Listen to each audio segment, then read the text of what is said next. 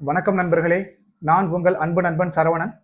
இந்தியர்கள் அனைவருக்கும் ஒரு குட் நியூஸுங்க. ஏன்னா நம்ம இந்திய அரசாங்கம் சமுத்திர மந்தன் அப்படிங்கிற திட்டத்துக்கு கீழே கிட்டத்தட்ட கடந்த 2021 இருந்து 2026 வரைக்கும் ரொம்ப கஷ்டப்பட்டு ஆயில் இந்தியா லிமிடெட் அப்படிங்கிற ஒரு பொதுத்துறை நிறுவனத்தோட ஒன்றிணைந்து கிட்டத்தட்ட 3000 கோடி செலவு பண்ணி கடலுக்கடிய நேச்சுரல் கேஸ், அதாவது இயற்கை எரிவாயு இருக்கிறத அந்தமானுக்கு பக்கத்தில் இருக்க ஒரு நடு கடல்ல கண்டுபிடிச்சிருக்காங்க. ஆமாங்க. கடல்ல எப்படி கண்டுபிடிச்சாங்கன்னா, ஆக்சுவலி கடலோட நீர்மட்டம் எத்தனை அடி இருக்குதுன்னா 340 அடி வரைக்கும் இருக்குது. அதாவது 100 அடுக்கு மாடி போட்டாலும் முழுகிரும். அந்த 100 அடுக்கு மாடிக்கு கீழே 2000 அடிக்கு போர் போட்டு அங்கிருந்து நேச்சுரல் கேஸ் இருக்கிறத கண்டுபிடிச்சிருக்காங்க. அந்தமான்ல இவங்க முதல்ல தோண்டின இடம் என்னன்னா ஸ்ரீ விஜயநகரா 1 அப்படிங்கிற இடத்துல தோண்டினாங்க. அது அன்பார்ச்சுனேட்லி ஃபெயிலியர் ஆயிருச்சு. ஒரு கிணறு தோன்றதுக்கு இவங்க பண்ண செலவு என்னன்னா 600 கோடி. ஸோ அதை தொடர்ந்து ஸ்ரீ விஜயநகரா 2 அப்படிங்கிறத தோண்டியிருக்காங்க, கிணறு தோண்டியிருக்காங்க. அந்த இடத்துல முதல் முறையா இயற்கை எரிவாயு இருக்கிறத கண்டுபிடிச்சிருக்காங்க. அதை தொடர்ந்து ரீசெண்டா ஸ்ரீ விஜயநகரா 3 அப்படிங்கிற இடத்துலயும் கண்டுபிடிச்சிருக்காங்க. இந்த 2 இடத்துலயும் கண்டுபிடிச்சதுல மொத்த அளவு எந்த அளவுக்கு இருக்குதுன்னா கிட்டத்தட்ட 370 மெட்ரிக் டன் அளவுக்கு நம்ம கிட்ட இப்ப நேச்சுரல் கேஸ் இருக்குது அப்படிங்கிறத நம்ம மத்திய அரசாங்கம் வெளிப்படுத்தியிருக்காங்க. இதனால நமக்கு என்ன பயன் அப்படின்னு கேட்டீங்கன்னா, கண்டிப்பா இது தொழிற்சாலைக்கு நம்ம பயன்படுத்திக்கலாம். அது மட்டும் இல்ல, ஒரு மின்சார உற்பத்திக்கு நம்ம பயன்படுத்திக்கலாம். அது மட்டும் இல்ல, இப்ப வீட்டுக்கு தேவையான கேஸ் இருக்கு இல்லைங்களா, அதையும் இதன் மூலியமா எடுத்துக்கலாமுங்க. இது இந்தியால கண்டுபிடிச்சதுனால இது முழுக்க முழுக்க இந்திய அரசாங்கத்துக்கு சொந்தமானது. இப்ப நம்ம கரண்டா யூஸ் பண்ணிக்கிட்டு இருக்க எல்பிஜிக்கும் அந்தமான்ல கண்டுபிடிச்சிருக்க எல்என்ஜிக்கும் உள்ள ஒரே ஒரு வித்தியாசம் என்னன்னா, எல்என்ஜி அப்படிங்கிறது பியூர் நேச்சுரல் கேஸ். நீங்க டைரக்டா எடுத்து அதை சமையலுக்கு யூஸ் பண்ணலாம். ஆனா எல்பிஜி அப்படிங்கிறது பெட்ரோல்ல கம்ப்ரஸ் பண்ணி அதுல இருந்து கிடைக்கிற கேஸை சிலிண்டர்ல ஃபில் பண்ணி அதைத்தான் மக்களுக்கு விநியோகம் பண்ணிக்கிட்டு இருக்காங்க. இந்த எல்பிஜியில் இருக்க ஒரு மைனஸ் பாயிண்ட் என்னன்னா, இது சீக்கிரமா வெடிச்சு போயிடும். சப்போஸ் ஸ்பார்க் ஆச்சுன்னா ஈஸியா வெடிக்கிற தன்மை கொண்டது. ஆனா எல்என்ஜி காத்தை விட லேசானது அப்படிங்கிறதுனால நமக்கு வெடிக்கிறதுக்கு அவ்வளவு சீக்கிரம் வாய்ப்பு கிடையாது. இப்படி கண்டுபிடிச்சிருக்க கேஸை நம்ம எவ்வளவு வருஷம் யூஸ் பண்ணலாம்னா, இப்போ கண்டுபிடிச்சிருக்கிற 340 மெட்ரிக் டன் இருக்கு இல்லைங்களா, இதை நம்ம இந்தியா முழுக்க எந்த வெளிநாட்டுக்கிட்ட இருந்தும் ஒரு எல்பிஜி வாங்காம யூஸ் பண்ணோம்னா கிட்டத்தட்ட 5ல இருந்து 7 வருஷம் வரைக்கும் யூஸ் பண்ணலாம் அப்படின்னு சொல்லியிருக்கிறாங்க.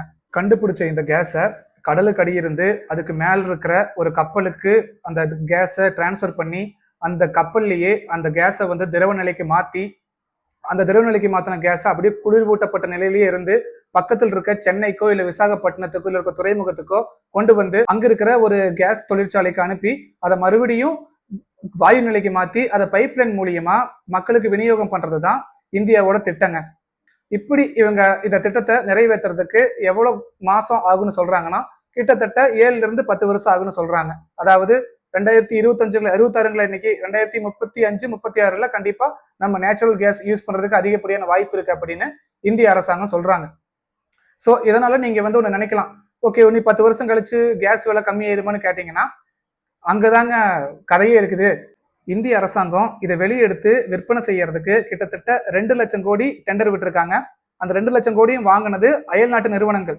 ஏங்க நம்மளால எடுத்து விநியோகம் பண்ண முடியுமா அப்படின்னு கேட்டதுக்கு இந்திய அரசாங்கம் சொன்ன பதில் என்னன்னா, நம்ம கிட்ட அதை கண்டுபிடிக்கிற அளவுக்கு மட்டும் தான் நம்ம கிட்ட டெக்னாலஜி இருக்கு, அதை வெளியே எடுத்து விநியோகம் பண்ற அளவுக்கு இன்னும் டெக்னாலஜி வளரல அப்படின்னு காட்டமா சொல்லியிருக்கிறாங்க. ஒரு குட்டி கதைங்க. ஆசியாலேயே வச்சு, இந்தியா மட்டும் கிடையாதுங்க, ஆசியாலேயே வச்சு பெட்ரோல் கண்டுபிடிச்சது முதல்ல இந்தியால தான். அது எப்படி கண்டுபிடிக்கிறாங்கன்னா, பிரிட்டிஷ் ஆட்சி காலத்துல 1867ல ரயில் பாதை அமைக்கிறதுக்கு யானைகளை கொண்டு போயிருக்காங்க.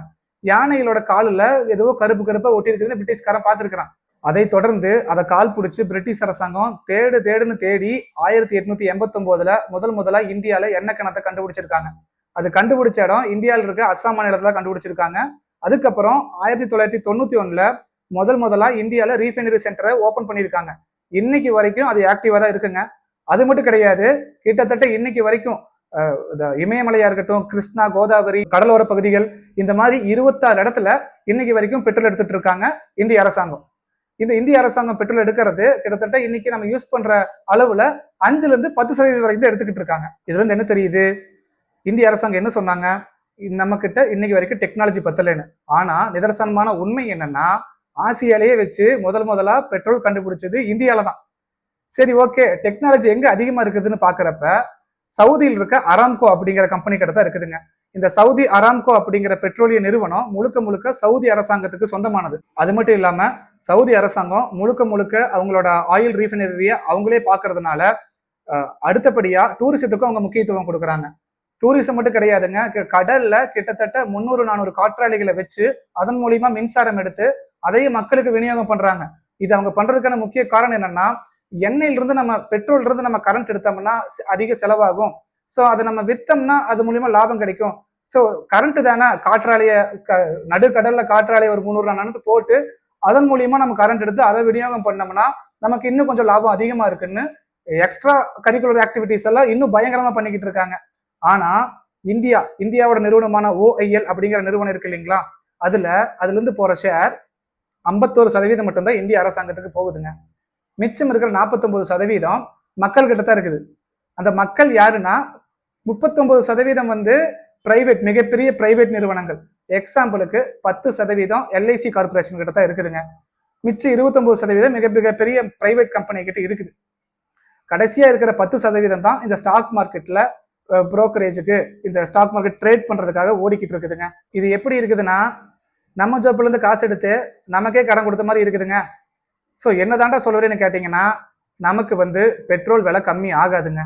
ஏன்னா 49% பிரைவேடைசேஷனா இருக்கிறதுனால அந்த நிறுவனம் முழுக்க முழுக்க லாப நோக்கத்துல தான் செயல்படும். இதற்கான தீர்வு என்னன்னு பாக்குறப்ப இந்தியா தான் உலகத்திலேயே பெட்ரோலியம் கன்சப்ஷன் அதிகமா பண்ணிக்கிட்டு இருக்கு. அது மட்டும் இல்ல, இப்ப இந்தியா 30,000 கோடி இன்வெஸ்ட் பண்ணிருக்கு. எதுக்குன்னா கடல்ல பெட்ரோல் எங்க இருக்குது அப்படின்னு தேடுறதுக்காக. இதுவும் எப்படி இருக்குதுன்னா, கடல்ல ஊசியை தேடுற மாதிரியே இருக்குதுங்க. ஆனா வல்லுநர்கள் நிறைய பேர் என்ன சொல்றாங்கன்னா, இந்தியால மக்கள் தொகை பயங்கரமா இருக்குது. ஸோ அவங்களோட டெக்னாலஜி இம்ப்ரூவ் பண்ணாங்கன்னா, அதாவது அவங்களுக்கு வேலை வாய்ப்பு அதிகமா கிடைக்கும் அப்படின்னு சொல்றாங்க. அது மட்டும் இல்லாம இந்தியா கூடிய சீக்கிரம் வல்லரசாகும் அப்படின்னு சொல்றாங்க. அதை எப்படி சொல்றாங்கன்னா, இப்போ டெக்னாலஜி டெவலப்மெண்ட் ஆயிருச்சுன்னு வைங்க, நம்ம இந்தியாவுக்கு டெக்னாலஜி டெவலப்மெண்ட் ஆகி போச்சுன்னா இன்னைக்கு வரைக்கும் ஈரான்ல இருக்க பெட்ரோலை யாருமே எடுத்தது கிடையாது. இந்திய அரசாங்கம் ஈரான் கிட்ட போய் வலியுறுத்தலாம், இந்த மாதிரி என்கிட்ட பயங்கரமான டெக்னாலஜி இருக்குது பெட்ரோல் எடுக்கிறதுக்கு, நம்ம 2 பேரும் டைப் பண்ணிக்கலாம், நம்ம 2 பேரும் பெட்ரோல் எடுத்து எனக்கு கம்மி விலைக்கு கூட நான் என் மக்களுக்கு கம்மியா கொடுக்குறேன்னு சொல்லலாம். ஈரான் மட்டும் கிடையாது, சவுதியில கூட போய் மென்ஷன் பண்ணலாம், சவுதியில கூட போய் நம்ம ரிக்வஸ்ட் பண்ணலாம், நீங்க இப்ப பண்ற செலவை விட கம்மியான செலவுக்கு நாங்க பண்ணி தரோம் அப்படின்னு நம்ம இன்வெஸ்ட்மெண்ட் அங்கேயும் பண்ணலாம். அதுவும் இல்லையா, ஆஸ்திரேலியால எத்தனையோ நாட்டுக்காரங்க ஆஸ்திரேலியாவை சுத்தி இருக்க கடற்பகுதியில இன்னைக்கு வரைக்கும் பெட்ரோல் எடுத்து அவங்க நாட்டுக்கு விநியோகம் பண்ணிக்கிட்டு இருக்காங்க. இது எதுக்குமே செட் ஆகலையா, போங்கடா ஆளை விடுங்கடா சாமின்னு. அதாவது இப்ப நம்ம கண்டுபிடிச்சது மீத்தேன் தானுங்க. மீத்தேன் அப்படிங்கிறது இயற்கை எரிவாயு, அது சாதாரண மாட்டு சாணத்துல இருந்து கூட எடுக்கலாமுங்க. இப்போ இந்தியா தான் உலக அளவிலேயே மாட்டு இறைச்சி எக்ஸ்போர்ட்ல 4வது இடத்துல இருக்குதுங்க. இது மட்டும் பண்ணாம அந்த மாட்டு சாணத்தை பயன்படுத்தி மீத்தேன் தயாரிச்சு அதை மக்களுக்கு விநியோகம் பண்ணுனா, தற்சார்பா இருந்தா நமக்கு வரும் காலகட்டத்துல பிற நாடுகளை சார்ந்து இருக்க வேண்டிய அவசியம் வராதுங்க. அது மட்டும் இல்ல, இது சப்போஸ் நமக்கு பத்தலையா, காற்றாலைகள், கடல் ஓரத்துல காற்றாலைகள் ஒரு 300-400 காற்றாலைகளை உருவாக்கி அதன் மூலியமா மின்சாரத்தை இருக்கிறது மூலியமாவும் நம்ம தற்சார்பு கொள்கையை ஃபாலோ பண்றது மூலியமாவும் பிற நாடுகள் ஏதாவது பிரச்சனைனா நமக்கு எந்த ப்ராப்ளமும் வராது. இந்தியா தற்சார்புடன் இயங்கும். அது மட்டும் இல்ல, இந்தியா அதிவிரைவில் வல்லரசாகும்னு அது வல்லுநர்கள் சொல்லியிருக்கிறாங்க. இந்த காணொலியை பார்த்த அனைவருக்கும் நன்றி, வணக்கம்.